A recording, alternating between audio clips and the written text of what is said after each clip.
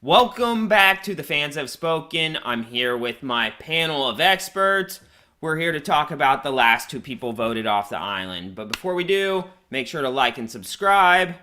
How are you guys feeling? We've had 3 episodes since we've talked, so a lot has happened. So before we start to deep dive into the players that exited, let's see what your thoughts are on the last 3 episodes.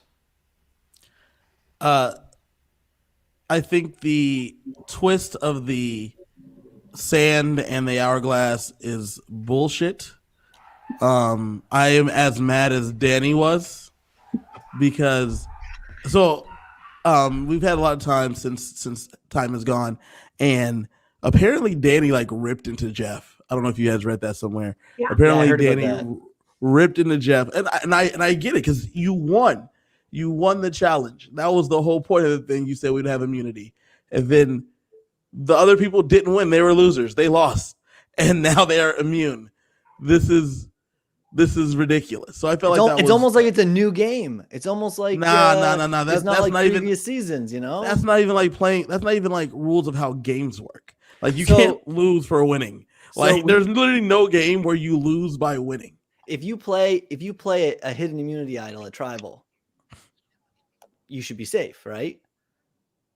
Except So for you're the talking fact, about the nullifier? yeah, except for there's a nullifier. So No, are you against all twists you that were take away in safety, or just this one because it's against your Robbie, idea? Robbie, are you like the hockey, right? You like hockey? Yes, Hockey I like the hockey. like the hockey. Who was your team?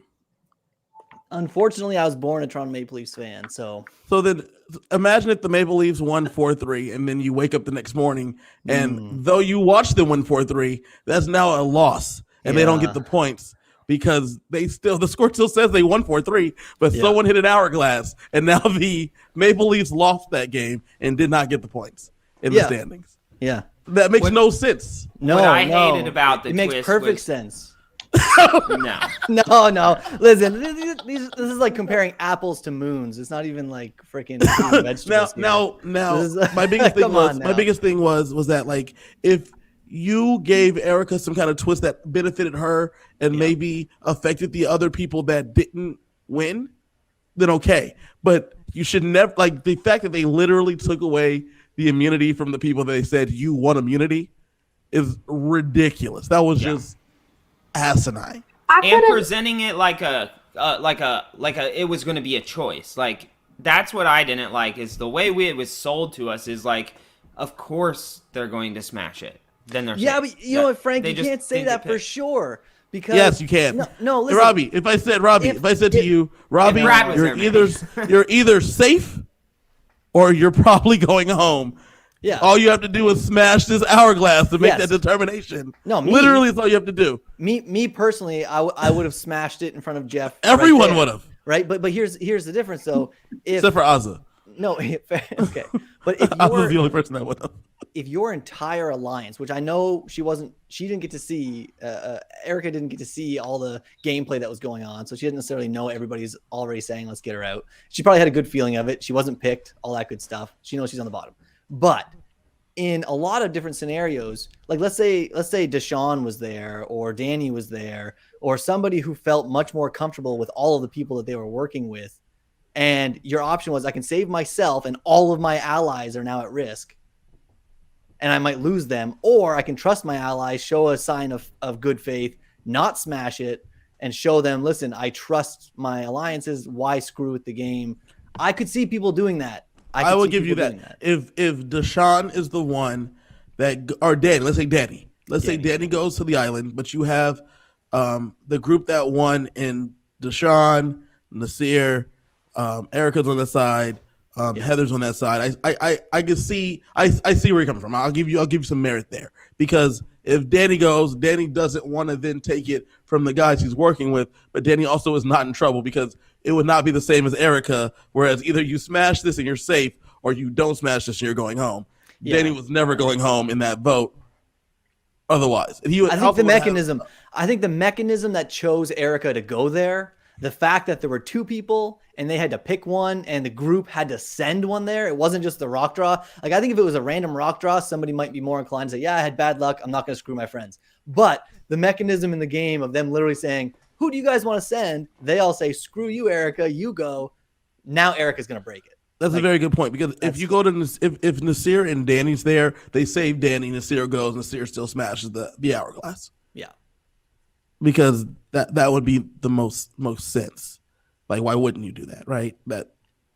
I'm with you. You're right. That the mechanism of having to pick, and then the one that was screwed by the random thing, and then what is that? I don't know, but it's not me. Something in my house, but I don't know what it is. So screwed. I was trying to think. Bread's what ready. That might be. Bomb or so something. the one screwed by the randomness, and then on top of that, screwed by the people. You're right. Like, once you're screwed by the people, there's literally no reason you wouldn't screw them over back. So Kylie, you're on the show too. The only thing that I think of that could have been semi-fair in this is if she smashes the hourglass, you have reverse time, and they replay the competition. Like, that I could have been like, okay, then whatever happens, happens. But at least everybody gets another fair shot at it. Or what about this? What if you smashed the glass and there were two gray people if she only switched with Nasir? Like, that would have been the easiest one. You're only burning one person, one alliance member. You get yourself safety, but you make a target that's coming after you now. Like, that's actually the most fair. That's the most fair, because you reverse time by switching with Nasir. Nasir didn't play in the competition either. You did not take away the win from Nasir. He didn't play anyway. So you switch the two of them. That's where the biggest problem is that you took away a win that those people actually got. Like I said, with the Maple Leafs, let's imagine if the Maple Leafs beat the Ducks, then you wake up in the morning, and though you saw them win 4-3, they're like, the Ducks won that game. How? Because 3 is now greater than 4. Like, that is because reasons. But I mean, have you ever played a fantasy football game and the points had been adjusted? Yeah. And you lost because of it? It's miserable. It's way different though. Because picture this that was twist, a scoring though. area. Blood versus water. Okay, I know we're getting way off topic here. Imagine blood versus water, right? Your loved one or spouse or whatever has immunity, you don't. Break the urn or whatever, the vial and hourglass. You have safety, and now like that. Those are the moments where it be really heated. But you know but like the fact that that's even out there as an option, there should never be an option to take away the win when someone won the competition. Yeah, I think. I do think CBS listens to fans a little bit. I think Jeff listens to Danny. I don't think it's the fans. I think Danny, from what I read after he tore into him, Jeff was like, well, how can we fix this for the future? What can we do next time? Because I think Danny was hot, which is why we saw like a little piece of it, because he was mad. And like, I understand, like he isn't a former professional athlete. You're going to tell him that he went out there, played 4 quarters of football, won the game, they get on the bus to go home, and they're like, oh, by the way, you guys lost. Because, like, how? How did we lose? Because reasons. So, I mean, I think that story mostly came out in Sydney's exit press, and she brings up the point of like, okay, Jess says, oh, well, this is a good point for future seasons. And she's like, well, I don't give an F about future seasons. I care about this one. And so, that's probably a good segue into talking about Sydney. Yeah. So the first question I got for you guys about Sydney and Tiffany is, were you guys happy or sad to see them leave your screen? Because I know I have opinions on this. I have opinions. Let's hear them. My opinions, I love both of these. 2 great, strong female characters, not necessarily great Survivor players, but great TV. And so we, still have Heather and Erica and, some of these other people, and we lose Tiffany and Sydney, who brought entertainment. So not happy to see them go. Robbie, what are your thoughts? Yeah, I think Kylie's crazy. I think that Sydney got screwed by winning so much that, like, from an episode perspective, from an entertainment perspective, we didn't really get to see anything from Sydney. I think she would have been great in a 2-tribe season. I think the 3-tribe season kind of screwed her over a little bit on that. Tiffany, on the other hand, I gave a really hard time to Tiffany early on. Her paranoia was just annoying. Her challenge performance was brutal, but then she started turning it around and actually doing well in a few challenges. And her paranoia started to pay off, where she was actually going around and starting to work with people and get information and be in the loop. And you saw Xander actually use Tiffany in one of the tribals that we're talking about here. I think Tiffany would be more likely to get invited back than Sydney would if it was if it was coming up soon, in some upcoming returnee season. Sydney, I think, was just too pompous for me. I was happy to see her go, but Tiffany, I don't know. She was fun to watch, but it's flipped for me. I was sad to see Sydney go, happy to see Tiffany go. Tiffany was definitely a character, but I'm not necessarily here to watch the Philip Shepherds, the Shambos. I'm not here for that. I don't care about characters. I'm here for a strategy. I feel like Sydney was a very loyal soldier, and I'm really rooting for Deshawn here. So I felt like she was loyal to Deshawn. She was loyal to Danny and that alliance and that group. And I mean, even in her exit press, she said that if she did not play her shot in the dark, she was going to vote Evie. And so that, she was going to stay loyal to that group. And even then, she was mad that they voted her out. But then when she watched it and saw where the votes shook out, she was less mad because her people stayed with her. Her people didn't vote her, so she was cool with it. So I was sad to see Sydney go. I felt like Sydney played a great game from the beginning to that point, but because of how it shook out with the whole swapping it up, she was now in danger, and she was just the lesser of the evils to go. Nasir having an idol, Daddy and Deshawn being insulated, Ricard being safe by his own immunity that he won. Who was the fifth person? Evie. I guess that's no. Evie. Evie was the only other one that was really eligible, and that was what they tried to go for, So poor Sydney, and then Tiffany. Man, Tiffany admittedly came on stronger at the merge, but I think that's just because there was more people there. When there was less people, she was just chaotic. I'm actually more interested in another aspect of the game that's been going on, and I think it relates to the vote out specifically, is the lack of food has made everything insane. Shan slipping to Liana in front of Tiffany sent Sydney home. Shan directly sent Sydney home based on asking Liana about her advantage in front of Tiffany. Liana also should have lied to Tiffany, but she didn't. Yeah. But that's the reason why Sydney went home, and I think Shan has become more erratic because she's 16 days with no food is tough.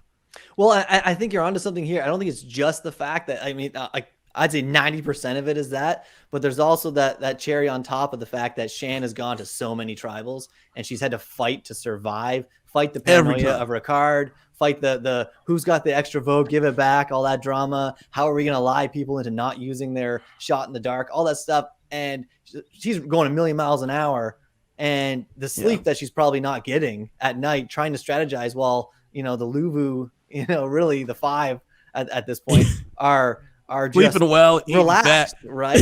Well, Shan and Ricard have been playing Survivor for 16 days to this point, and the Luvu bunch has been playing Survivor for 3. You know what I mean?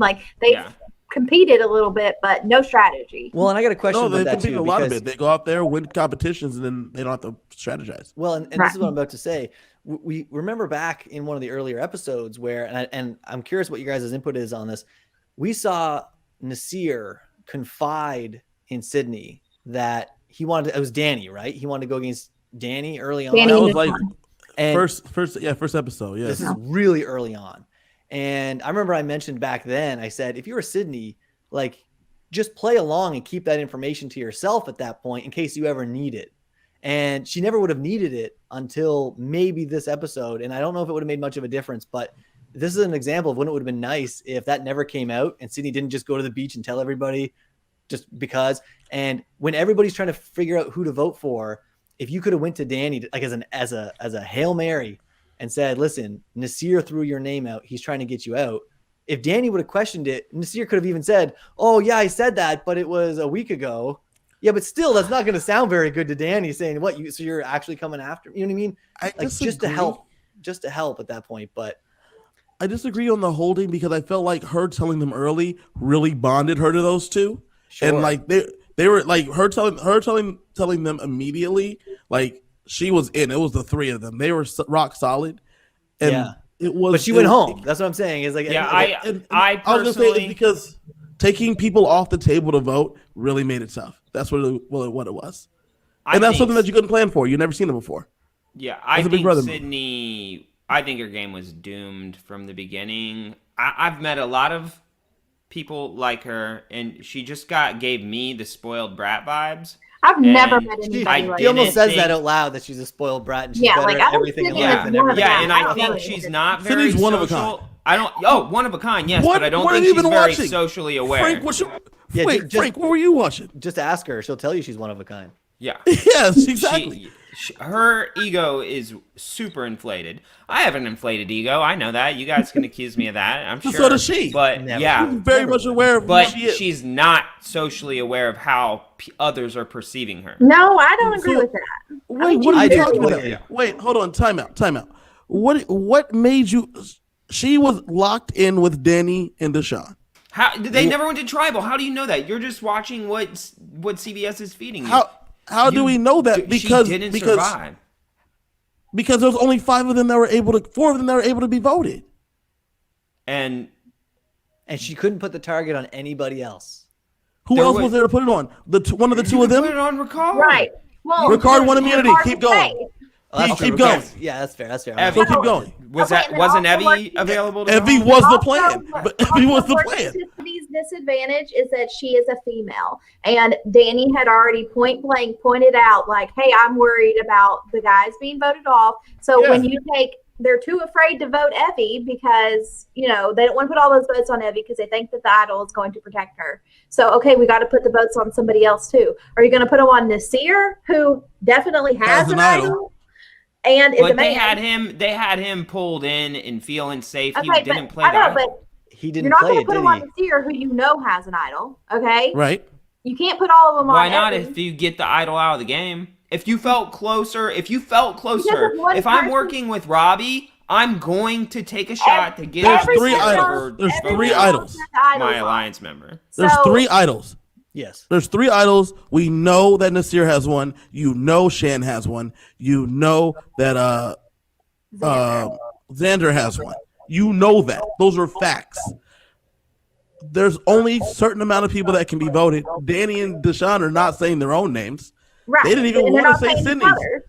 So they didn't want to say Nasir. If you're close with her, he has an idol. Yeah. Well, and guys, I think what we're you blindside him. Here's the thing. Frank and I feel like are saying that she never had a chance and her game was actually dog shit. And you guys are saying that she actually played a great game, but her game was so great that she couldn't save herself at one tribal. She couldn't survive. You're saying because there was not enough targets. Okay, but now if she never even voted at a tribal. No, what I'm saying is if she is so solid with all these people, how did you have one group of people willing to use idols on you? How did she not get Nasir to use the idol on her if she's so good at the game, right? Because she was not close to Nasir. She was close to Danny and Deshaun. And I wonder why she wasn't close to Nasir. It's almost like Nasir gave her a secret and she went and blabbed it to everybody. Imagine if she didn't do that. Imagine if Nasir trusted her still. So then she's locked in with Nasir instead of Danny and Deshaun. She could still be locked in with them. She wasn't. It's not like saying that information got her locked in. She's an emotional player. She makes moves off of emotion. And if she would have had to go to repeat tribal councils, her emotions coming out of that wouldn't have been composed enough to make solid relationships or repair a stretch. any. You're Mr. Fantastic over here because that's a stretch, baby. That's tough. The proof's in the pudding. She never made one move that could save her from one tribal, apart from being cast on the Luvu tribe. Yeah. That's it. Data. We have data. Well, okay. That's the data. False. Because if Luvu had lost an immunity challenge and gone to tribal council, Sydney would not have been the first one voted off. Yeah, ifs, ands, and buts. Never happened. she never had to put any of this fake work to the test. And when she did, she went home. That's it. This is the equivalent of first boot. So she went to her first tribal and went home. So the way Sydney could have saved her game and turned it around is what, Robbie? What could she have done differently? She could have fostered that alliance with Nasir, even if it was fake.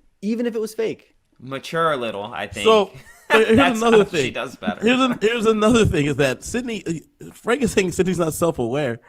I don't think she's knows, aware of how she knows that she does not like Nasir. She did not fake it with Nasir because she's not that kind of person. And she put on the table that I'm not a fan of this dude. And she's not the kind of person to survive a single tribal. That's She's the type of person, I swear, that has people that she thinks are her friends, but they don't really like her. But they're just not going to tell her. She was part. Is the person we watched. She was part of the cool kids club, but what she needed was the awkward guy to save her right now. And the awkward guy wasn't welcomed into her little circle of cool kids. And she could have done that. He tried. She could have done that. And he could have saved her. You think Nasir wouldn't use an idol on somebody? Are you crazy? No, I don't think so. Nasir sits down and sits out of everything to help anybody. He gets food for to everybody. Help the tribe. He said it in this episode. He does it to help the tribe, but if that's an individual thing. That's not a tribe thing. And Evie would have went home, and they would have had 6 of 11 and had. Bro, the numbers for the rest of the game. if Sydney votes and doesn't use a shot in the dark, then Evie goes home. That's fair. Another great move by Sydney. Yes, well point. So let's talk about Tiffany a little bit. At least we saw it. We've been talking What's there a to lot talk about Tiffany, man? What's there to talk about Tiffany? My thoughts on Tiffany? I didn't like her in the beginning. She did kind of grow on me a little bit. I don't love her. Yeah, I don't like her her style of play, the paranoia stuff. It makes me uncomfortable playing with it or watching it. I think she should have, going into that merge, knowing that your group's probably going to be targeted, she just should have played like the old lady vibes and not strategize at all. That's exactly what I like drag about me to Tiffany, the end. is I think she kind of breaks the archetype, because you do typically have these old ladies, as you just called them, that, I'm an old man, so. You know what I mean? You have to be the mother.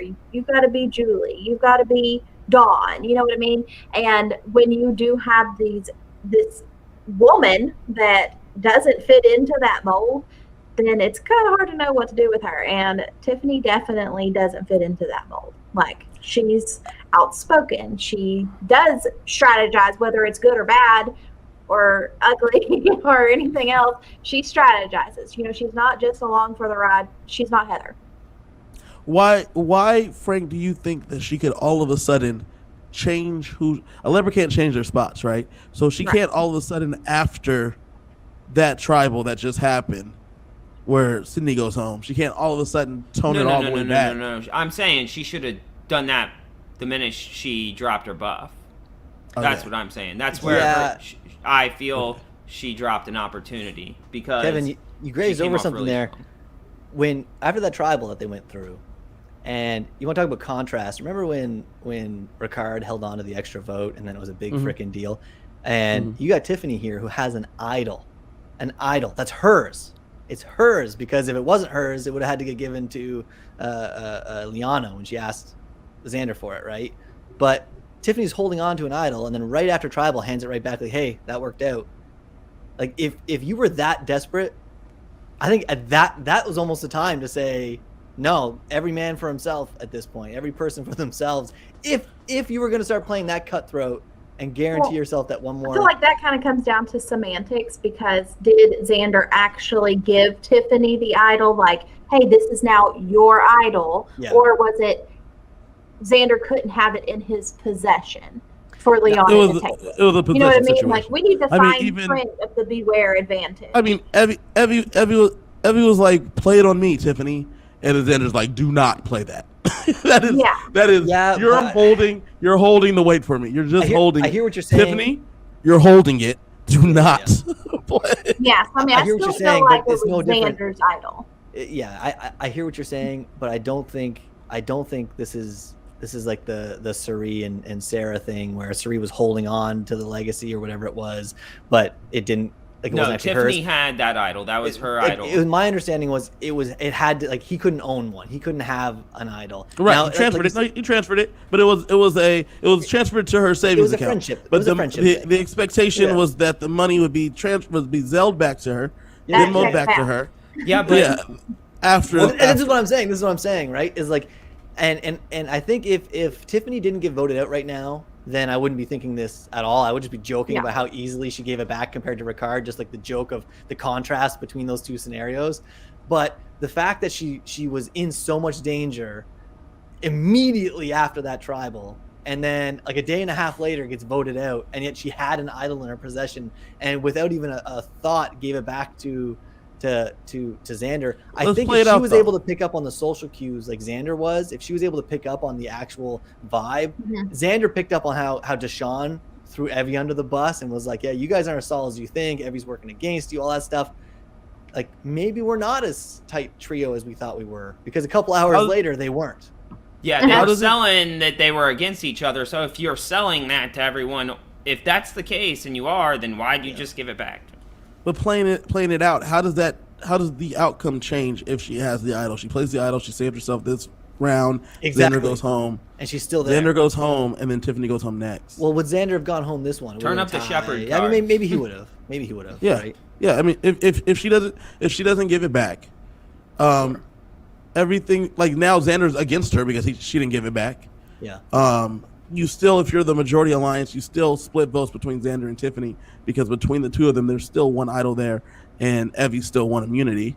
So Yeah. the only thing that changes is that maybe she lasts one more day, chip in a chair. You're right, but Chip in she the has chair. now I made like the analogy or whatever. That's she has good. made more enemies though. Now, like, she's made. I don't disagree Yeah, with so that. I think her approach there is make a few more enemies. Play the idol, get that threat out so people aren't scared of that power, and then become even more like a Philip Shepard you mentioned earlier.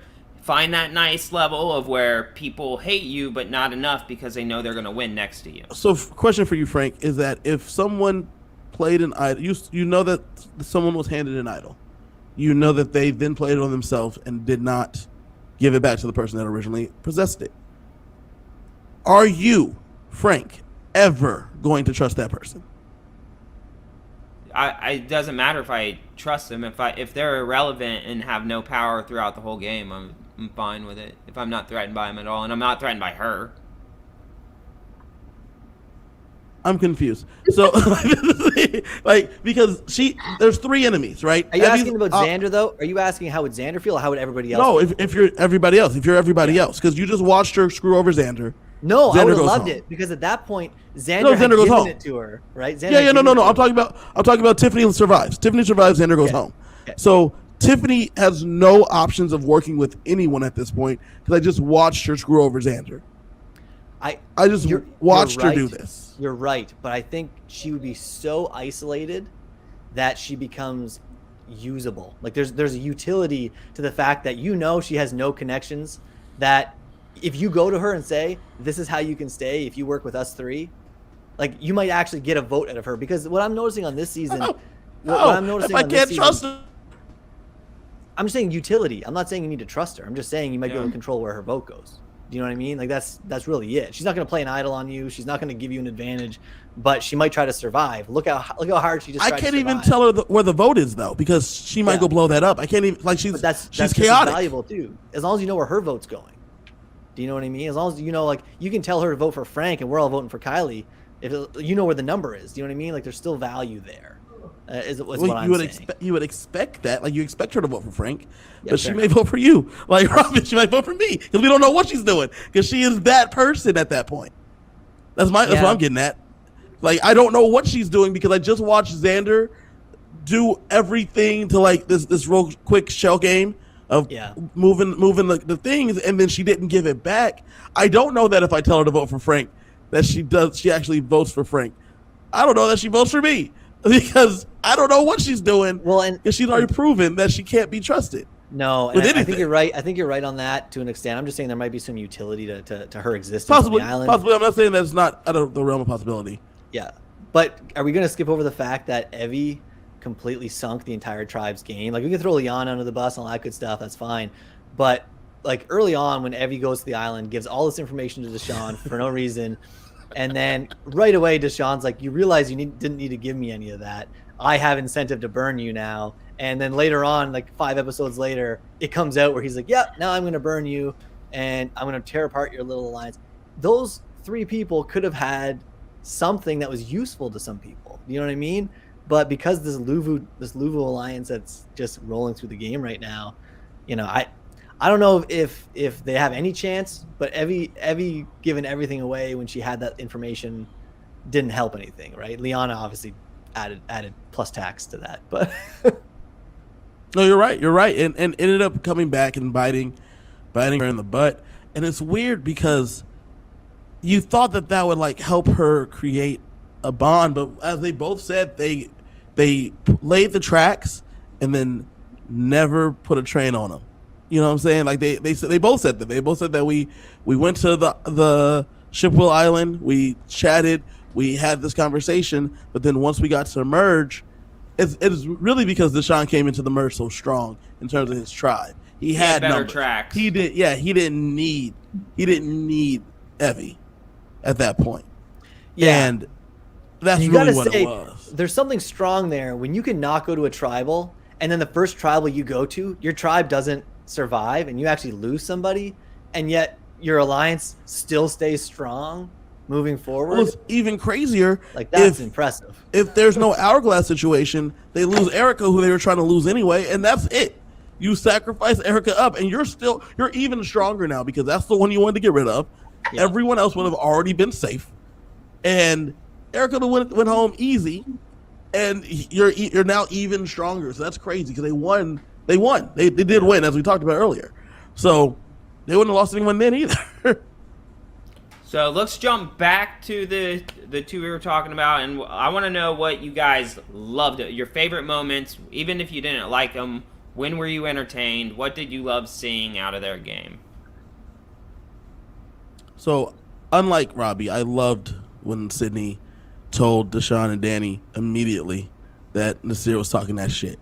That was amazing because Nasir's like, I was watching them look for an idol, and she's like, cool, bro, cool. Hey guys, guess what? Nasir's coming for you. I loved that.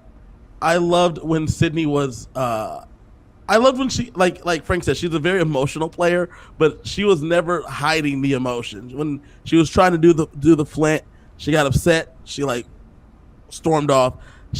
From what she said in her exit press, her and Heather had smoke the whole time after Heather made up that story about her dream about her.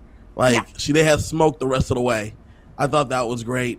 I love that Sydney was just upfront and like who she was like the whole time, which I respect, and I liked the kind of person that she was. I just like those people like make me laugh because she definitely could not keep her emotions to her, but she was not a terrible, in my opinion, strategic player.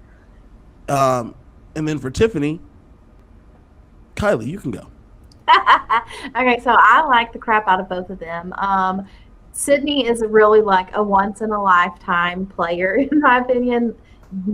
I don't think she was necessarily that great strategically because I feel like she, best case scenario, probably would have found herself like in a Laurel position between, her Dom and Wendell, best case scenario. But I don't need every person to be super strategic because some people I just want as a character. And Sydney, unapologetically herself, if you didn't listen to any of her exit press, it is bonkers. I mean, the girl is... Curses like a sailor. Curses like a sailor. She is very, very high on herself. Not that should be a surprise. Probably, in my opinion, intolerable in real life. Like, bless her people that can, be friends with her because it probably takes a very big person. But she laid it all out there. And I think that is something that we don't get a lot because she told you the good, the bad, the ugly about the production, about the people, about the challenges, the twists, everything. And I like to have that just complete blanket honesty. So it's entertaining to me. So that's what I like about her. And then Tiffany, okay, like I said, Tiffany, she breaks the mold. The only other person that I feel like kind of was the same archetype as Tiffany was Reem, and we would have lost Reem in the very first episode of EOE if not for the Edge, but we did get her the entire season because of that twist, but not enough of her. But Tiffany is a lot like Reem in that she does not fit into the typical old lady role, and she was a bit off the wall and very paranoid, but once again, I don't have to have people that play perfectly strategic. That's great. You know, you like to see Deshaun. You know, he's got this great brain for the game, but Tiffany is fun and she's entertaining and she's trying. She's playing the game, whether it's good or bad. So that's my opinion. Bring back Tiffany. Yeah, I'm finding it real hard to be polite when it comes to this. What was my favorite part? My favorite part about, we're doing positives here, right? So my Positives, try hard. My favorite part of Tiffany's participation in this show, in this season, was when I finally got to watch somebody as full of themselves, cocky as that. You mean Sydney? And Sydney, entitled, being Sydney, not Tiffany. Wait, sorry, Sydney. Yeah. You know, Sydney being as like I said, you know, boasting about how elite of a human being they are. On next level. They're not on like cloud 9. They're looking down at cloud 9. Do you know what I mean?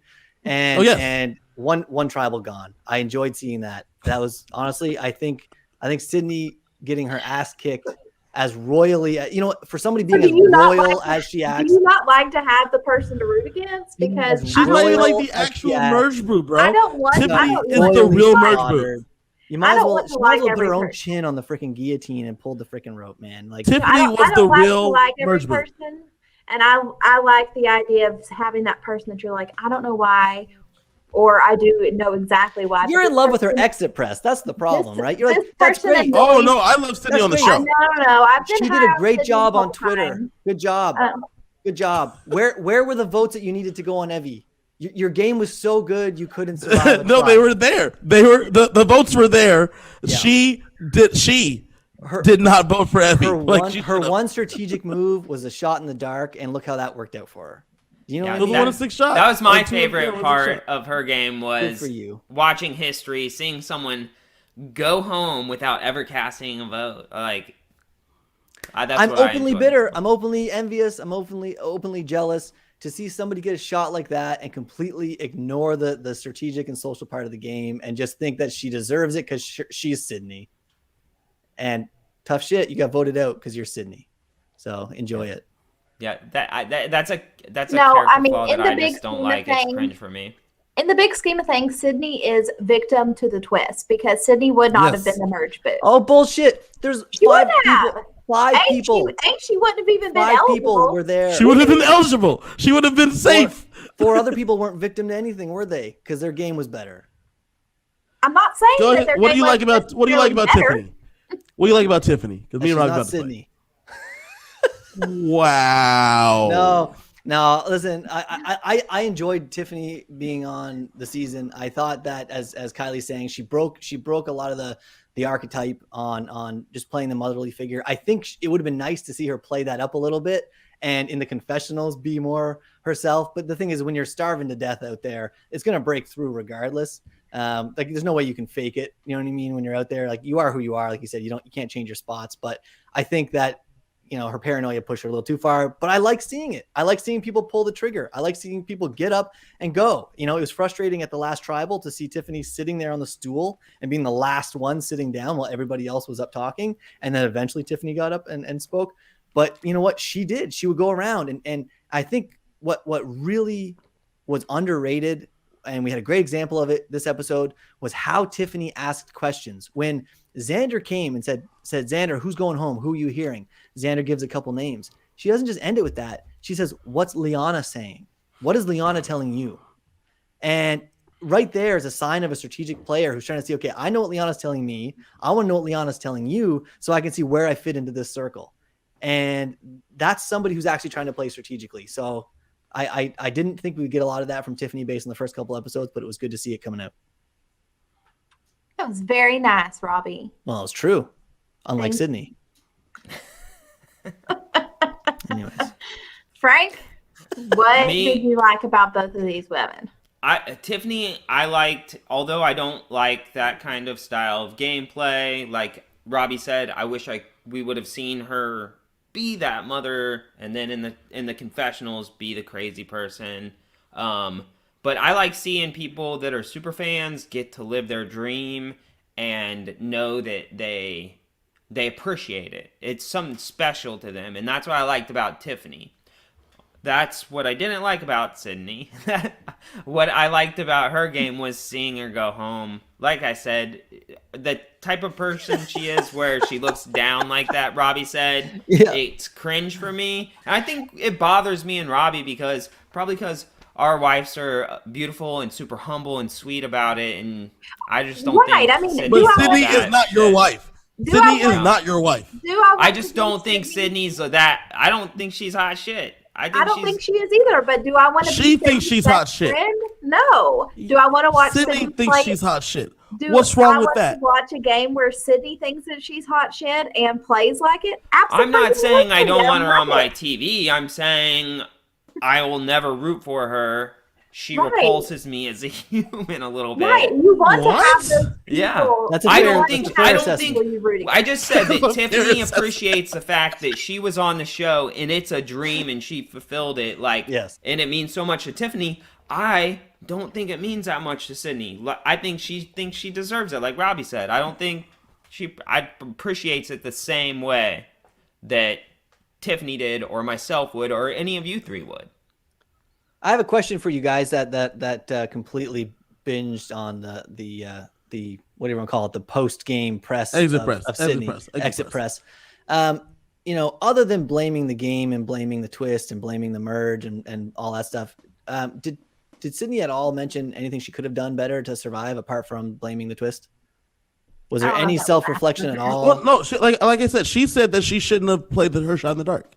It should change you. An experience like that should mature you and change Why? you, and you should grow. Just because she went out there and played a game, she wouldn't play the game. I'm telling you, that experience, I've lived a small little fraction of it, and it changed me a little bit. And it she went out there, change you and make you grow. But everyone's not the same for her. She went out there and played a game, and she said, "I shouldn't have played the shot in the dark. If I don't play the shot in the dark, I vote Evie. Evie goes home." That's what she said, and that's Kevin, true. I think it's a good point, Kevin. It's not Sydney's fault she got cast, right? It's not her fault that she got cast being somebody who wasn't going to be this, like, her life depends on this show and she's as diehard or whatever and whatever. I get it. It's not her fault she got cast, but that doesn't also mean that we have to think that she had any chance of winning and like her as a human being, I guess. We don't have to. I'm not saying that I think she's going to win. I'm appreciating Sydney as okay, so let's go through this real fast. Do you think no. Do you think Heather's going to win? No. Does Heather have any chance of winning, Robbie? 0.0001. Oh no. So is she a waste of space? Should she not be on the show because she can't win the game? Because that's basically what you're saying. Because Sydney wasn't going to win. I don't dislike Don't sit here and lie, she Frank. does, I don't enjoy her game. I don't think she's a great player. But when I watch her, I'm not like cringe vibes. Like, I think could be a good. What have you watched? She ain't been on TV. What have you watched? Here's one thing that happened. Heather is the only one that initiated the conversations today. A tribal pulled the trigger, stood up, walked around, got conversations going, and survived a tribal. Well, I mean, I'm not going to shit on Heather because she didn't necessarily have control over a lot. We don't know anything about Heather. We don't know strategy-wise what she's done because the show has chosen not to show that to us. This wasn't meant to shit on Heather. This wasn't meant to shit on Heather. The point was Heather that was you're in saying her 20s and in a bikini, she would probably get the airtime over Sydney any day. No, guarantee. What show are you? Ricard's not in a bikini. He's getting airtime. Tiffany's not in a bikini. She got a ton of airtime. Ricard is a genius. Tiffany got a ton of airtime, and she's not running around in a bikini, and she's not in her 20s. What are you talking about? What show are you watching, Frank? I did not enjoy Sydney Hance on my screen. Sydney Hance is. Oh wow, wow. High praise there. I sir. think that's a great spot on praise. comparison. I know. Okay, I really, really do. But you're lying if you said that Brandon and Russell were not fucking entertaining. Oh, for sure. Yeah. Okay, No, she's fucking entertaining. and She they- is and that they ma- same. She's that No. same kind No. of just No. completely oblivious. Who did she manipulate? I think that's where you're wrong, though. I don't think she's oblivious. I think she's very much aware Are we talking of who Sydney she here? is. Sydney's aware of who she is. Who did No. Sydney? Here's one question: who did Sydney manipulate that helped her advance in the game? That should be something that any Survivor player can do. What? Like, who did Sydney manipulate? That's what any good Survivor player should be able to do. Okay, we're so not saying that Sydney is a good player. Jeannie wasn't manipulating anybody. Brad Kevin. wasn't manipulating anybody. I'm Kevin, not do saying you think I that don't think you Sydney was have a to good manipulate player? players. I just don't I think like you- her as a person. That's what it boils That down is to. that's And even it's cringe crazier. for me to watch it on television because I think when I see somebody not appreciate a game that I love, Yep. it bothers me on a Why? deep Not level. appreciate the Because game. Why? About the manipulating portion, I just want to clarify here. You guys were comparing her to Hans. That's all I was saying. If you want to say, okay, if you appreciated Hans and you think I Hans, get what you're saying. I get what you're saying. On okay, that. Yeah, that's what I was saying there. You don't have to manipulate to play the game. I'm saying if you want to be. No, on I get you. Hans I get you. level. Yeah. But like this is where I rail against this because she doesn't feel the same emotional connection you do. You don't like her. I don't How her. did she not? She makes me cringe. How did she not make the most, or how did you word it, that she didn't take advantage of her opportunity or whatever? No, you I don't said? think How she did appreciates it the same way how did others you know do. that she didn't appreciate it. He doesn't. It's the way she stomped off like a little brat. Okay, Like a so little she brat. appreciated I it. saw no growth Yeah. from her as a human through the course of that show. She And wanted I to think that still if you be go on there. Survivor and you're there till merge, you should have some transformation and growth. And you know what? Some people can scoff at that, and I get it. But look back at Erica, right? And Erica goes to the island. She's by herself, and she says one of the biggest fears that she had in life, her life in this game, was that she had to spend one night alone on that island, and then she had to spend 2 nights over there. And by the end of it, she was saying, to herself, like she's proven a lot to herself out there. And even though she's only been out there a little bit of time, she's grown. Now, I think most of us here can say Erica hasn't played some unbelievable games so far, right? And a lot of what's benefited Erica has been given to her by being on the Luvu tribe, by getting the vial or the hourglass, keep calling it vial, all this stuff. But we're seeing that personal growth that Frank is talking about. You get the story, you get the kind of like the heartfelt appreciation of what the experience gives her, where I didn't feel any of that. And I'm not saying it's right or wrong. I'm saying I think that's what Frank's kind of alluding to. I didn't feel any of that.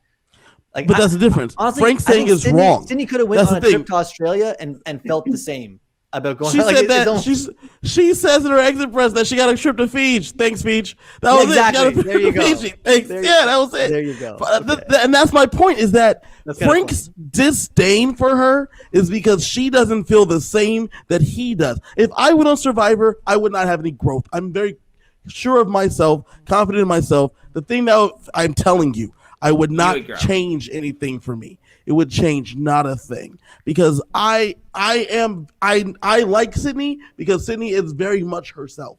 She's authentic. She knows who she is, and it's like, cool. I got to go to Fiji. It is what it is, and then I lost. Like Okay, Robbie's so saying, I didn't here's my survive the thing. vote. I think she projects what she Let- wants others to think she Yes, is. absolutely. I and think she projects she is not that. what she wants others to think. So I think that Sydney was actually hurt that she didn't do as well as other people. I mean, if we're just talking about straight up placement, She thought she should have didn't been do better as than well as Heather. She didn't do as She well thought as Erica. She didn't do as well as Tiffany. And so these words that she's speaking in this exit press, where she's so salty and bitter, Yeah. I think that is a And that shows she doesn't sociopath understand the way game, of right? saying, I'm hurt, but I don't think that her ego will let her be like, this sucks. Like, I wanted this opportunity. I wanted to win. I wanted to prove it to everyone that I could bring home the win. I think that's her way of saying, No. And you're right. I hear what you're saying, but that just shows everything you just said just shows her lack of understanding of the game. The fact that you're at merge and you're comparing yourselves to how is the Heather still here? This isn't a tribe vote where you just lost as a tribe and you need to get rid of the weakest link. And how did Heather survive over you? You should be talking about how did Danny survive over me? How did Nasir survive over me? How are all these people who are going to be comp beasts survive over me? Sure. Why is her mindset even at, you know, why? It's because she's so elite. She can't imagine losing to an older woman. Like that's her. Oh, but like, yeah, you should expect that. You're at merge. I like this comment and from Heather Dawn. I should have feel been like going as far as they can. she kind of wraps it up. Sydney acted like a brat, talked like a brat, and went out like a brat. One can only take so many episodes of that. Hence, the Hanses never win. Laugh out loud. And so I mean, I think that sums it up. I mean, Sydney was a brat, but she was enjoyable to watch, and I like that character type in small doses. And I'm glad that we have people like that, because I don't want every single person to be this cookie cutter, great survivor player. Those experience transformed me all. Yeah, I don't need that. You say it wouldn't transform you, but you go starve and have nothing and be out there with people. You are going to have time to reflect. I'm telling you. Gone. I hope I get to see Sydney on the challenge, because I think she would thrive there. Just ask her; she'll tell you. She'll be the best ever. No, I'm telling you, watching her, because it's not like she was bad physically. It's not like she was a bad competitor. Those girls will eat her alive. They would hate her. They would hate her. Big T gonna eat her alive? She'd be the next person hated as much as Ashley. How can this isn't the challenge, folks? Yeah. Robbie, pipe down over there, Robbie. Tell me how she is not going to fit in right there with Ashley and Amanda. Tell me how she doesn't just ride with this. Tell me how that's working out for them all the time. You mean Millionaire Mitchell? You mean Millionaire Mitchell? You mean Millionaire Mitchell? Yeah.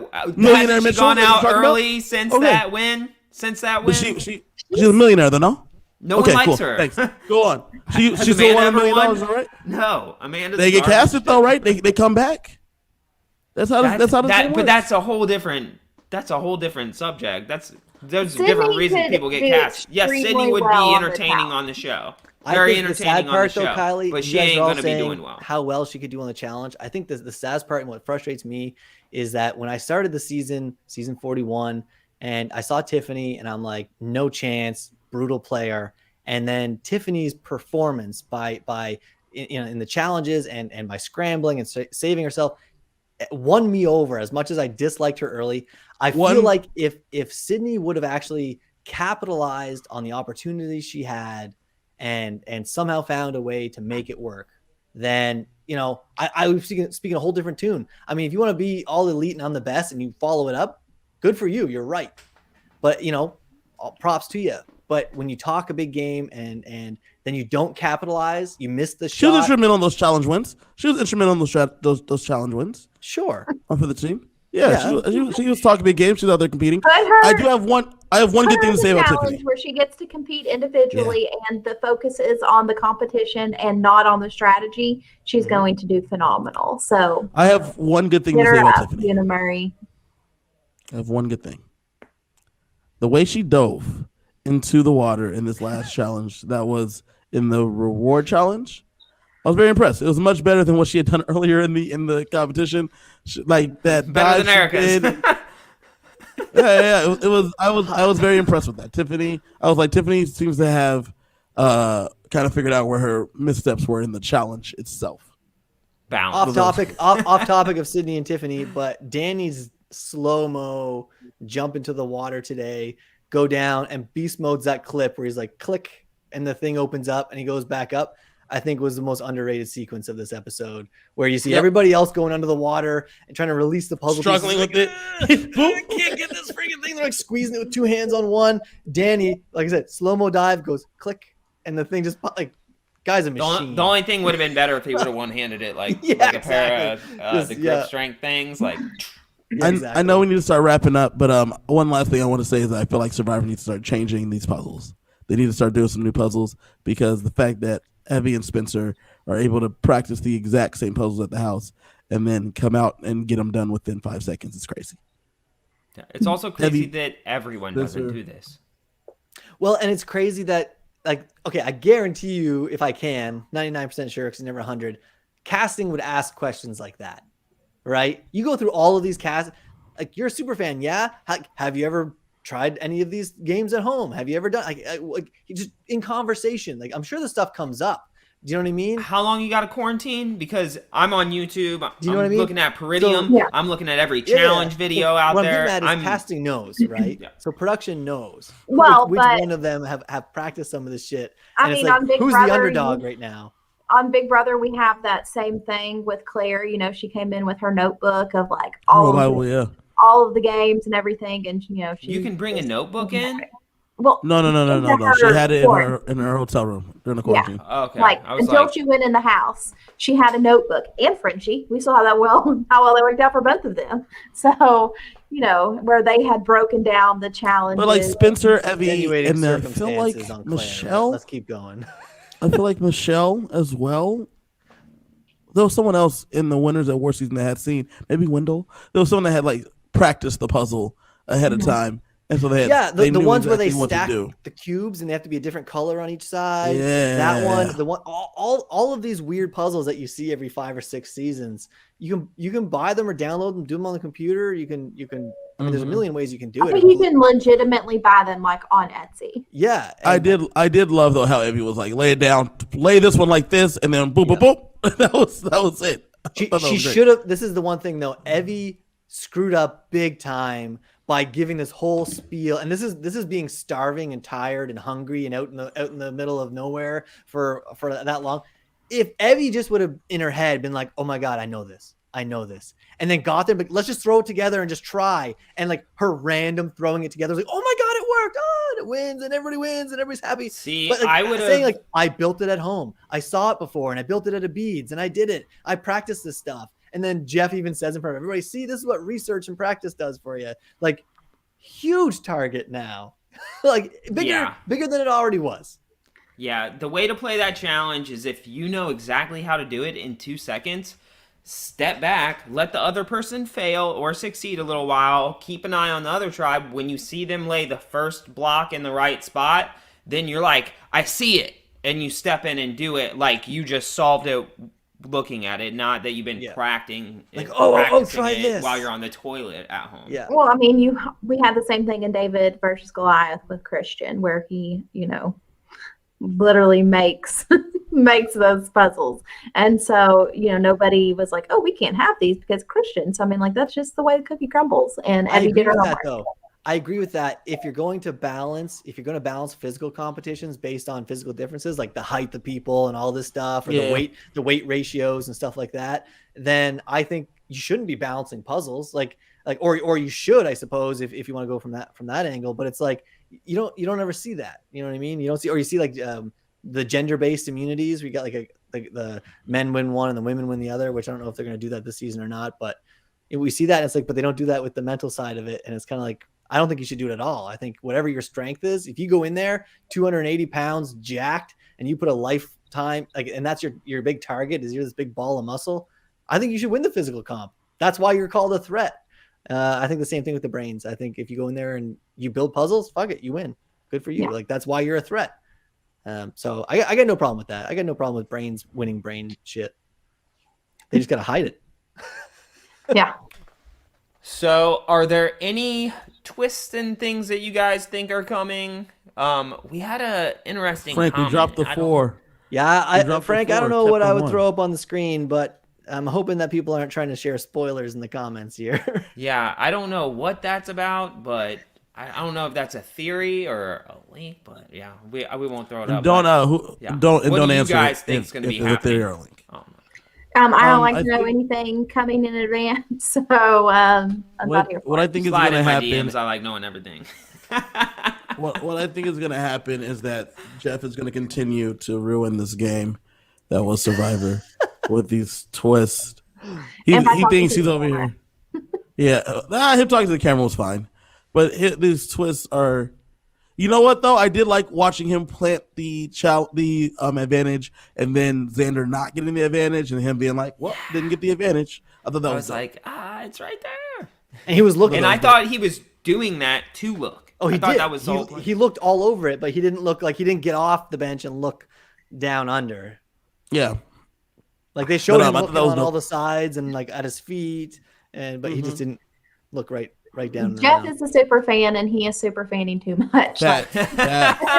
I think that the quarantine got the best of the production team, and they had a year to sit, and they were like, we should do this, and we should do this, and we should do this. And instead of being like, okay, let's take the best 2 or 3 ideas, they were like, we're going to take every single one, and we're going to fuck this game up. Well, and you know what, Kylie, I want to touch on that because, every season that we watch, there's a lot of criticisms, whether it's the edit or the casting or whatever. There's a lot of criticism because we've taken for granted how many of these, like we know there's another season and we have 40 other seasons to compare it to, but I keep telling myself, like reminding myself how I felt in the big gap of time after 40, where we were going through everything that's going on in the world and we weren't getting new content.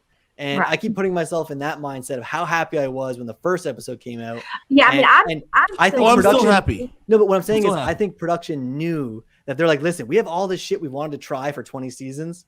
Let's do Now's it. the time where people can bitch and moan about it all they want. But the fact is they're going to be happy they have a season. Let's try it now. And I get respect for that. I just want to see what they do moving forward now that they have feedback. I think 42 already filmed, so I wouldn't expect many changes in 42. Maybe the way they edit it. I expect there not to be the that thing that they did with them losing immunity with the hourglass thing. Not like when you see the feedback that happened live in the season, but I mean based on the contestants. But I mean based on the feedback from the fans. Like I'm with you. I'm with the you. stuff that we whine about. They're not going to change. You got to give them another filming cycle to make changes. Yeah, correct. I think Danny going off was so instrumental in that because I don't think we see that again because they should bring Danny back to give the hourglass to the next person. Like, listen, there's a twist in this game. I fucking hate it. Here you go. You can, if you smash this, I get brought back again and voted out. I definitely think that's the only thing that we don't see again. I think we see a lot of the same stuff for 42 because a lot of it, like you said, is fan feedback. But I think that was the only thing that was on the money. Like it was hot. It was hot. Yeah. Yeah. I think we are going to continue to see some wild, crazy tribal councils that are chaotic. And that kind of leads me to the last question. Who are we going to see next? Go home? Mm-hmm. Evie. Evie is going to go home until she goes home, right? Like it's going to be Evie until she goes home. After Evie, though, I think maybe Heather or Nasir. But I think Evie goes home until she goes home. If that makes sense. Yeah. I think that they're definitely playing up too much for it to be Shan next episode, for it to be Shan. Come on, girl. We'll talk more about it in our next episode. But she needs to eat. That's all it is. You need to talk to Jesus and you need to meditate, whatever, but you gotta slow your roll, girl. Stop talking to people like they're all Ricard. They're not all Ricard.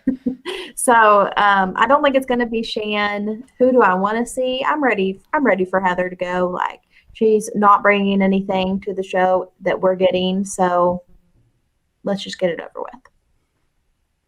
I like the fact that like Deshaun in this episode was like, Shan, I am not the one. Do not come to me like this. I am not the one that's here for your mess. I like that.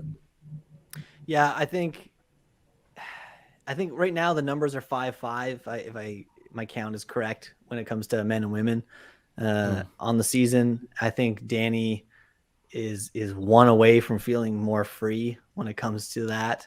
Because he mentioned it openly earlier. He's like, I don't like how the numbers are shaping out right now. And, we've seen 2 women go in a row. I would like to see Evie go at this point. I think Shan might be the one to go after that. I think they're building Shan up enough. I think we've seen so much Shan, and Ricard's been like edited in the background so much that the split between them is kind of predictable now moving forward a little bit. I could see Ricard doing the when Michaela got blindsided and she turns and looks back and says, "You did that?" And Jay's like, "Yeah, I did that," or whatever. I forget what the words were. If he's like, "Yeah, I did that." I could see a moment like that coming with Ricard and Shan in episode and a half, because Ricard's going to start seeing, okay, you're getting down to final 9, 10 now, but in final 10, 9, 8, whatever, as you go down, there's 3 idols in play. Shan has one of them, and it's going to come to the point where people are going to be attacking duos, and Ricard might want to get rid of his perceived duo. But there's a foursome. They're a foursome. I'm not saying next. I'm just saying I could see in 2 No, the votes camp from out. now. The camp out. The camp out's a foursome. We'll see. They're set. We'll see. We'll been wrong see. before. Yeah, I don't know if that's gonna hold tight. It might not very because long. Deshaun's getting pissed off. Shannon's doing too much. But like Robert said in the chat, get that girl a Snickers, man. She is not herself. Well said. Kylie, can you throw that on the screen? Can you throw that one on the screen for me? Robert said, get that girl a Snickers, and Shannon's not herself when she's hangry. You know what I'm saying? Get her a Snickers, and then she'll chill out.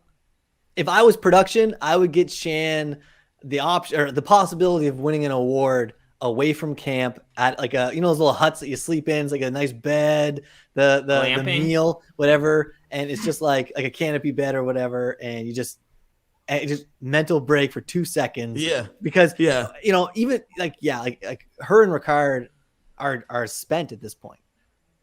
They've been going nonstop. Well, but Ricard's been eating though, so like Ricard's been eating too much. Put down that papaya or whatever. That was a dick move. I was watching with my wife, and my wife was like, "Oh my god, that's a dick move." It was a little tiny piece. Wait till they're done. They've never had papaya before. Like they're preparing it. You literally just came back from eating grilled cheese and chips. Like if it would have been later in the day, fine. But literally here I am. I think Tyson would agree with me. Eat as much as you can, as often as you can.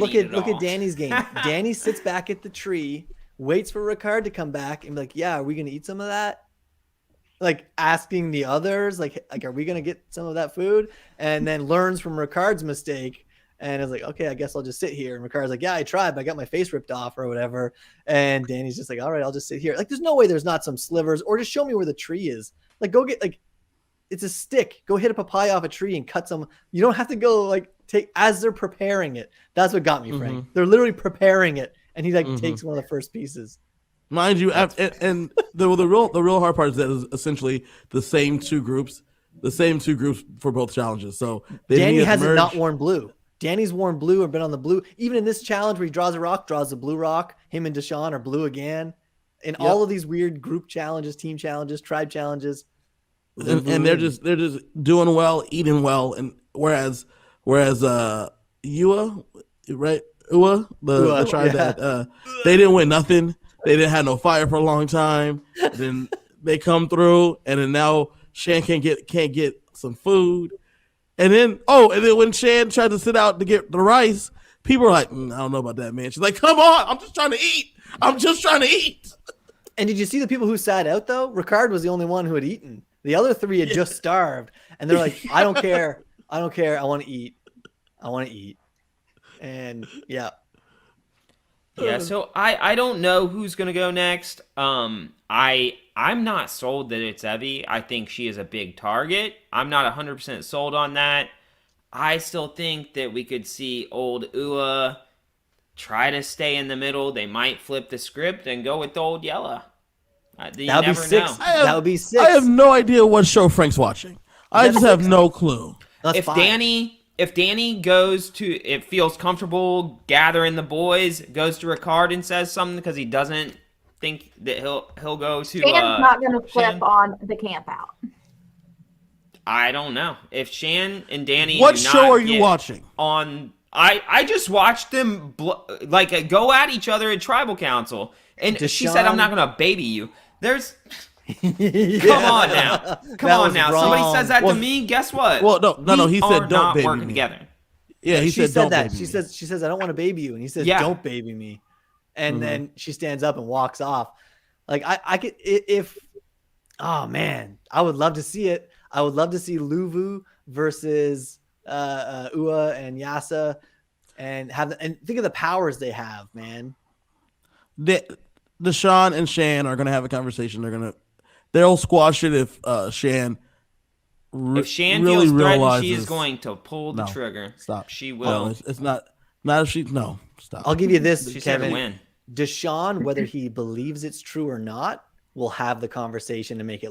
He's playing the game that Sydney could have learned from, where Deshaun, when he has beef with somebody, walks up to them and politely says like, hey, we got to hash this out. We got to talk, you got like privately off to the side, and then goes and does a confessional. That's like, I don't trust this person. Do you know what I mean? And yeah, no, you're right. But like, I think he's going to play it up like he believes her, even if he doesn't. And he'll tell Danny the truth. And it's going to all be based on how Shan reacts. Everything's going to be up to Shan in terms of her reaction. Starving to death. Yeah. I think because there's a strong bonding piece that the four of them have for obvious reasons, and we've already seen it play out on Big Brother, right? How important that is to people. Sure, I think it's different in this game with this with the I format. mean, I think it's different, but Frank, as a black man, I'm letting you know that it is a stronger bond than you could expect. So it's going to be based on how Shan. It's going to be how Shan reacts. I think it's going to be based on how Shan reacts. If Shan is not, because Deshaun is trying to level with her, and if he feels like he's still not being hurt, then you're right. I think then it blows up. But he is doing his best. He's doing his very best to try to tell Shan, I need you to listen to me a little bit. I think you're nailing it. I think it's going to come down to Shan, shooting herself in the foot. Yes. And I think that's what it's going to come down to. And I think that might be what has to come down when we talk about I'm going to play my extra vote and all that good stuff, is what split, like how are we at a 5-5 now where Shan wants to play her extra vote and Ricard is saying, no, don't do it. Like we saw that in the scenes from next episode where Shan is saying that I'm going to play it. And Ricard's like, no. Like, what are you doing? That means there's a 5-5 split possibility. Do you know what I mean? Which would be like the Yasa and the I think if anybody from the camp out is going to say, hey, look, I've got to put my game ahead of, a social justice belief, it's going to be Deshaun. Deshaun is going to be like, no, Shan. Shan, I do not think we see Shan and Ricard go with old Yasa. Or if Liana's name gets thrown out there, I could see Shan unintentionally burning bridges trying to save Liana because they have a tight bond too, like individually those two people. But I think Deshaun and Danny, when you were saying turning on, I think Deshaun doesn't like completely. I think he'll cast out Shan. I don't think he gets rid of Danny and Liana. I think he'll cast out Shan though. Yeah, Shan can go as far as he's concerned. Yeah. I don't think I can't remember seeing two people from day one as openly like strong together. I know by the end we had like Dom and Wendell and stuff like that, but I mean like right from day one you had Danny and Deshaun just right off the bat. Like that's a duo. Power couple, if you want to call them that, right? Mm-hmm. Linked up, and that was it. They had to do the challenge together. It looks real, and yeah, I'm really curious to see. Yeah, and I think when Liana got there, they like pulled her right into the fold, and she knew her job in this role. She was good with it. Let's run together, and then Shan, and I respect Shan to wrap it up real fast. Sorry, Shan, I respect the fact that she, is trying to make moves so that way she can win the game, but because she is, and we've all watched it happen. That's like live. The less food she's eaten, the sloppier she's become, and she's no longer subtle, and she's very overt, and she's very forceful. She's become very forceful. But I think it has everything to do with the eating, and I think it's very interesting that the food actually giving them less food is really come into play. And I think that's what we would be seeing from Evie. I think Evie would be playing the exact same game on this episode. But Evie was safe. And so it was only Tiffany's paranoia. But Evie doesn't have any power either, though. Right? No, I agree. But I mean, just like the running around, trying to push names. I could see Evie telling Xander, you go push this name to these people. And Tiffany, you go push this name to these people. And I'll try to somehow bond with something. But she didn't have to, right? And you see that at the end. Evie's like, nobody even talked to me. Yeah, I think there's so many great players still in the game. I think we're going to get a great winner this season. I really feel a great winner. There's one out there. I think they're going to emerge soon and it'll be clear cut. I think we all have the same front runner, but I think this last episode maybe made it a little shaky for us. I'm saying Who's your Deshaun. front If runner? you have to say a front runner, Who's I your say- front Yeah. Deshaun's mine. Deshaun's mine. Deshaun's not my friend. Who I I say want to Deshaun. win. I think Ricard gets The Mafia like. Pastor was my front. Yeah, has I been my want front runner. Shan no. to win. I want her to win. I think she but did play I- sloppy, but I think she will come I out of the see altercation the on I think top. path Deshaun's playing a better fantastic for game. Deshaun. Oh, I I think- think yeah, I Deshaun's think- playing a fantastic game, but I think they're going to eventually go at it, and I think he's going to be the one that doesn't come out on top. I think he's going to be the casualty. Okay. We'll see. Your betrayedar is going off, is it? It's the betrayed going off. Yeah. Yep. But do you guys have Oh. anything you want to plug before we end it? I do. I don't know about you guys. So I have obviously Top 5 Go podcast. Check that out. When me and my 3 other friends get together and we chat about the top 5 list of things. But another thing I want to plug, since I'm here in Nashville with my friend Lindsay, me and her have a different podcast called DCOM After Dark. We have watched several Disney Channel original movies, and then we talk about them, and we go through them. Because you guys remember the Disney Channel original movies: Brink, Xenon Girl of the 21st Century, Cheetah Girls, High School Musical, all those.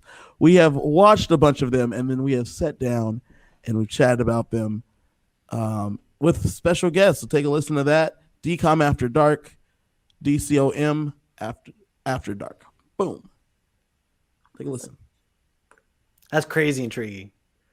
We also have the recap coming up here in about 30 minutes. Who will be there? I don't even know who's going to be Me, there. Frank, and Who Stan. knows?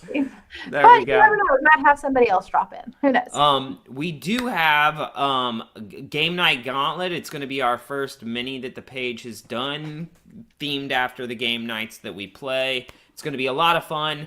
Kiley is flaking out of it last minute, so there is a spot available. So definitely reach out, hit us in the comments, and we'll get to you. And there if might be that's a something very you're interested in. special versus game night gauntlet coming down the pipe. Yeah.